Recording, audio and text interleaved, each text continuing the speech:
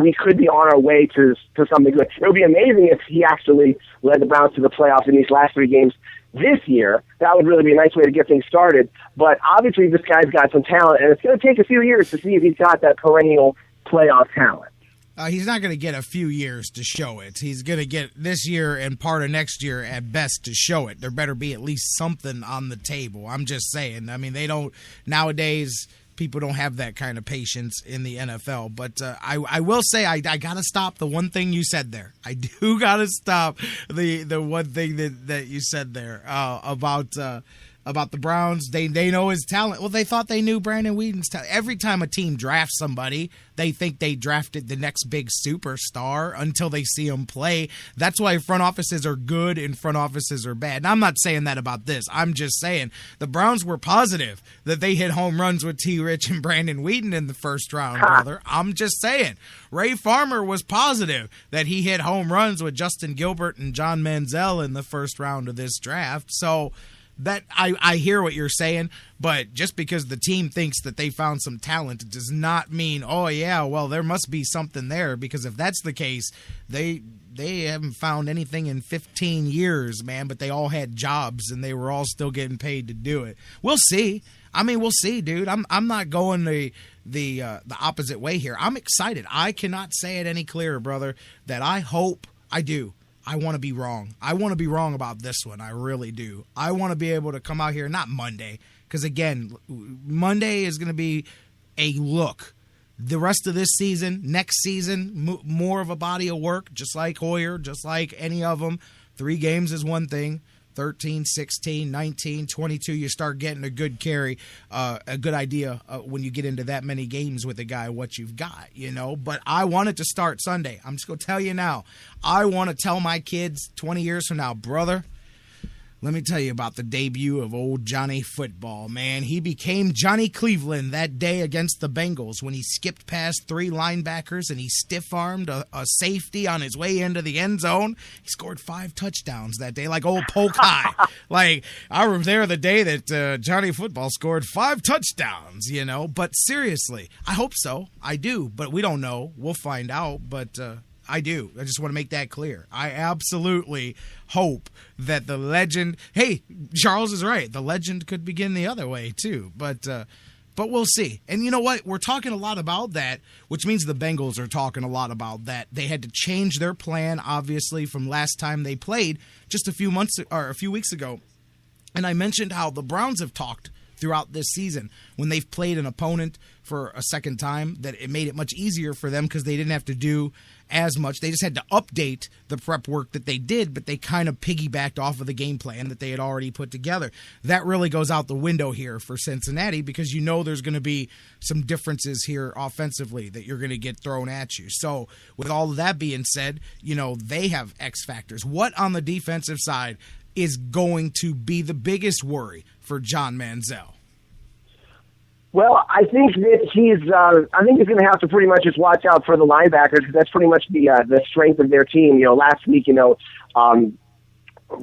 top tacklers, I should say, were Vincent Ray and Ray Malaluga. So the strength of that team has usually been in their linebackers. Although the good news for the Browns is Vontaze Burfict is out for the season, and their secondary is pretty banged up too. They've got a few of their not just Pac-Man Jones, which of course plays into the return situation, but Terrence Newman is been hurt, and Drake Kirkpatrick has been hurt. So their secondary is very banged up, and again, Burfict is out. So hopefully, the Browns will be able to have some kind of success running the ball and passing the ball. But the one thing about the Bengals is they're not really a very big play defense. I mean, they don't sack the quarterback that often, and they don't intercept the ball that often, and they didn't do that at all against the Browns in the first game. So I think that the Browns can be pretty much aggressive and not have to worry too much, because again, the Bengals don't have the big play turnover type defense that the Browns actually have.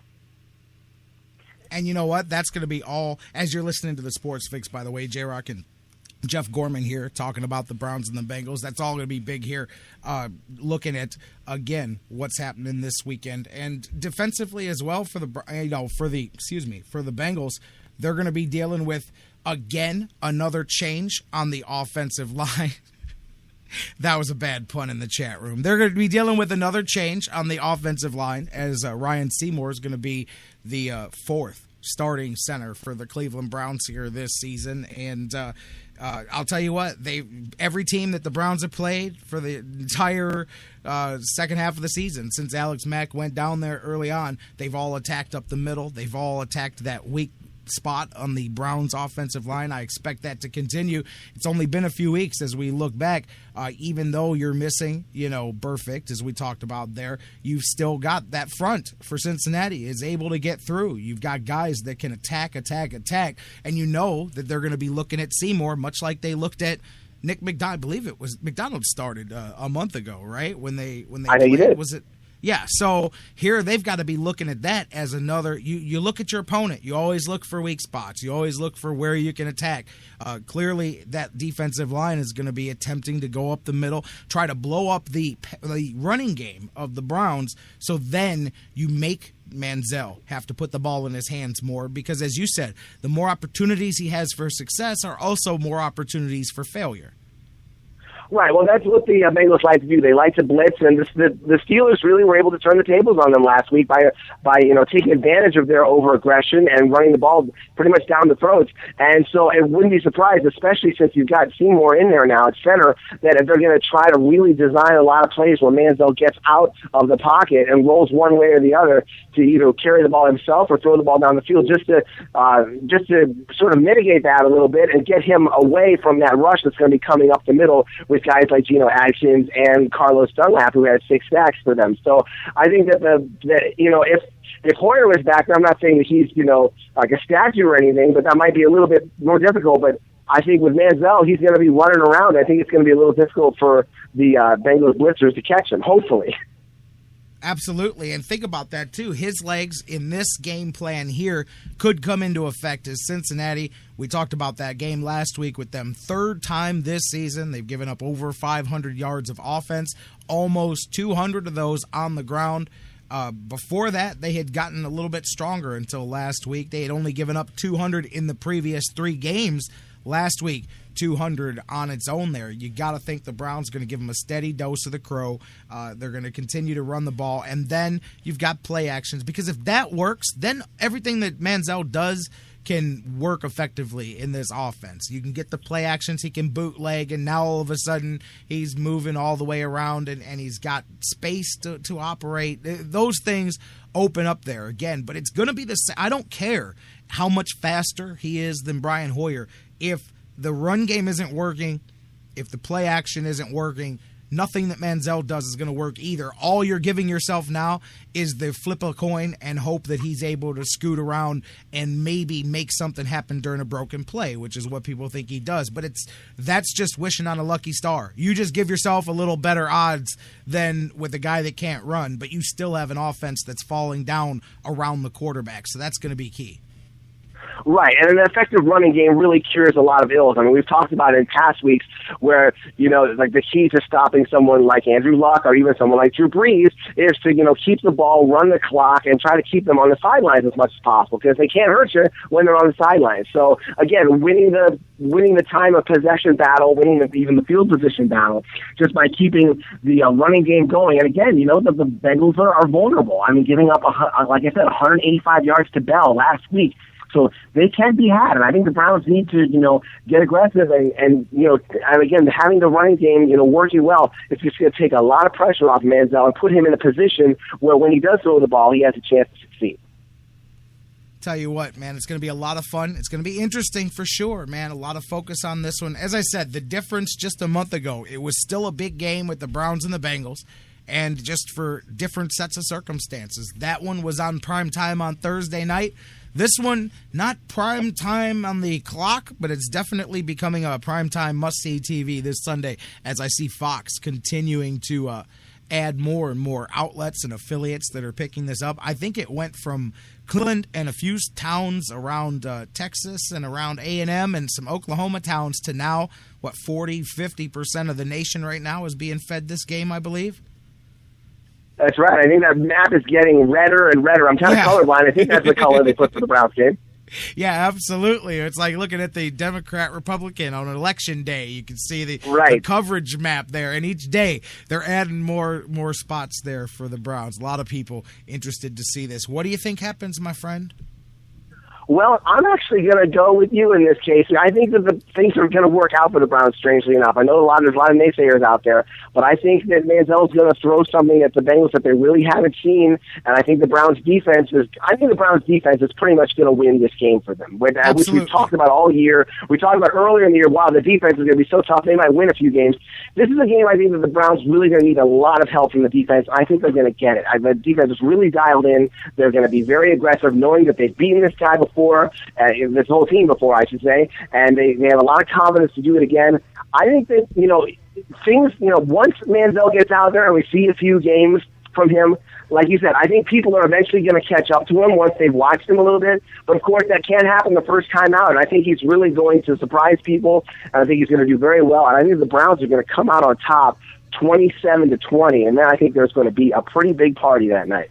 Yeah, absolutely. I mean, like what you said, it's the plain and simple, just with the defense. I think defensively, the Browns, no matter who the quarterback would be, that defense is going to come up this weekend. I think Manziel may not be the spark offensively. Maybe he is. But I do think that he will definitely spark that building and spark that defense. And I'm all about that and seeing how they play. If he can minimize mistakes, and it's the element of surprise. Coming back to what JK and I said at the beginning, I absolutely know it's not just a wishful thinking. It is reality that there will be the element of surprise for at least this game for the Browns offense. Maybe it's only the first half. Maybe that's all it takes for them to game plan this thing and put a spy out there, or maybe not. I guess we got to find out, my man. But I'm with you. I think the Browns defense wins them this one. I don't know if they win out, but I know it keeps them alive for another week. And if it doesn't, well, then it doesn't. And then we got that to talk about, too. But I think the defense is going to be fired up. I think that Cincinnati, that's the X factor to me, is how fired up are they? They've been embarrassed twice in the last month in the division. The last week, just when they thought they were pulling themselves together because they got romped by the Browns, then they got themselves together. Then last week happened, and so is that going to be in their head, or are they going to be charged up to come out here and teach a lesson to the other team, and that team is the Cleveland Browns? We'll see, man. I'm with it. Jeff, always a good time talking football with you. Another great scouting report. Next week, we'll be looking ahead to the Carolina Panthers. We'll be looking ahead to a game with playoff implications for either team, because technically Carolina's in there too. Hey, we may be seeing former Browns quarterback Derek Anderson, depending on Cam Newton and whether he's able to play next week or not after that car accident this week. So the ghosts of Cleveland's past could continue to come up on us here this season, but they've got to get there for it to mean something, which means they've got to beat Cincinnati this week first. That's right. They got to take it one at a time. It would be great if that game meant something. Could I plug something real quick before I go? No. Okay, well, see you next time. Of course you can, man. Go ahead. Okay, I just wanted to let everybody out there know if they want to do something nice for Christmas, if they could possibly make a donation to Haven of Rest, which is a homeless shelter in Akron. We took the kids on a field trip there yesterday, and we saw where everybody sleeps and where everybody eats and all this stuff that they have. And what they really need is they need some toys for the kids, for Christmas. They've got a few, but not really as much as they need. So if you want to just go to havenofrest.org and see how you could possibly donate to them, or if you're anywhere near Akron and have any good toys or new toys, I should say, you drop them off there at 175 East Market Street in Akron. It's a really good organization, and they really do a lot for some people who are in pretty dire straits. So just go to havenofrest.org and maybe possibly help them out. Absolutely. I'll tell you what, my friend, send me the links to that, or tweet us or whatever, and I'll make sure to go ahead and retweet that as well and get that out for you. Great cause. Absolutely. You can plug that anytime, my friend. All right. Thank you. All right, looking forward to it, man. Looking forward to a Browns game this weekend, and then you and I talking next. We're going to have a lot next week, of course. Some Indian stuff to talk about coming out of the winter meetings. We'll see where the Browns are. You and I are going to have a lot of fun next week here. Maybe fun. Maybe a lot of interesting conversation. Hopefully it's more on the fun side next week. But either way, we will have a whole lot to talk about, and I'm looking forward to it, my friend. Me too. Thank you very much. Have a lot of good Indian stuff, and just talk about the other teams in the league that kind of beat themselves up, unfortunately. See if the Indians have anything else in their quiver. Real quick, I mean, I know we were doing the football thing, but how about your boy Cespi, man? I mean, he gets traded over to Boston. Look, I was telling Mike Brandenberry, I said, look at what Boston did there. They traded 2 months of Lester